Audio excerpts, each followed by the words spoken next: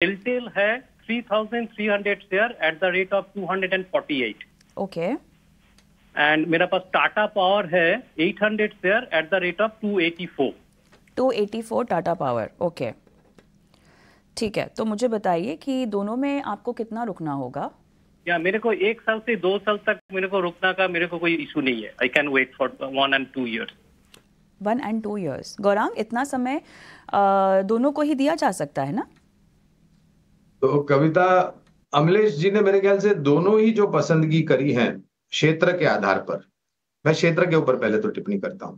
ये बहुत ही सकारात्मक सा निवेश है, रेलटेल और टाटा पावर। हालांकि रेलटेल पर बुनियादी तर्क के आधार पर कोई कवरेज नहीं, इसलिए मैं विशेष रूप में टिप्पणी नहीं कर पाऊंगा, लेकिन क्षेत्र के ऊपर मैं टिप्पणी करता हूं। रेलवेज, इंडियन रेलवेज, जो भी कंपनियां निजी क्षेत्र की और सरकारी जुड़ी हुई हैं, और हमारा अनुमान यह कहता है कि जो भी नीतियों में बदलाव किया है सरकार ने भारतीय रेल की छवि सुधारने के लिए, फिर वो चाहे नए वैगन्स को जोड़ने की, कोचेस को जोड़ने की बात की हो, या फिर रेलवे स्टेशन का आधुनिकीकरण करने की बात हो, या फिर ट्रेनों की गति बढ़ाने की बात की हो, या फिर वंदे भारत जैसी आधुनिक ट्रेन लॉन्च और बुलेट ट्रेन जैसी आने वाले भविष्य में लॉन्चेस जो होंगे, उससे रेलवे क्षेत्र से जुड़ी कंपनियों को बहुत बड़ा फायदा होगा। और जो मेरे पास जानकारी है कविता, वो ये कहती है कि करीबन 400 वंदे भारत ट्रेन कुल मिला करके भारत देश में पटरियों पर दौड़ती हुई नजर आएगी।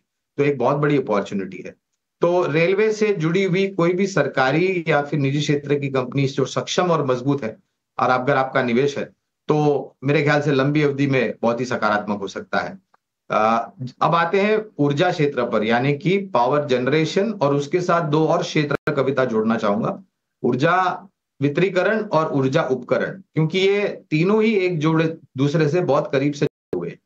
टाटा पावर पर पहले तो बुनियादी तर्क पर खरीदारी की राय है। मैं हाल ही में मैनेजमेंट के इंटरव्यू को सुन रहा था। फॉसिल फ्यूल से दूर हट के, यानी कि कोल बेस्ड जो ऊर्जा उत्पादन, कोयले से जो ऊर्जा उत्पादन होती है, वहां से दूर हट के हाइड्रो, सूर्य किरण से उत्पादन होने वाली सोलार एनर्जी, वायु से उत्पादन होने वाली विंड एनर्जी, और आने वाले भविष्य में ग्रीन हाइड्रोजन को लेकर के जो अपॉर्चुनिटीज होगी, मौके मिलेंगे, ना तो सिर्फ टाटा पावर को बल्कि आगे बाकी जो अन्य ऊर्जा उत्पादन करने वाली कंपनियां, उनको भी बहुत बड़ा फायदा मिल सकता है।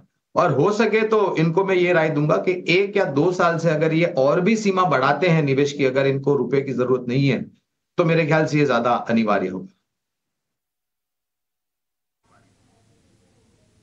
ठीक है, तो ये है सलाह टाटा पावर और रेल टेल पर भी आपको सलाह दे दी।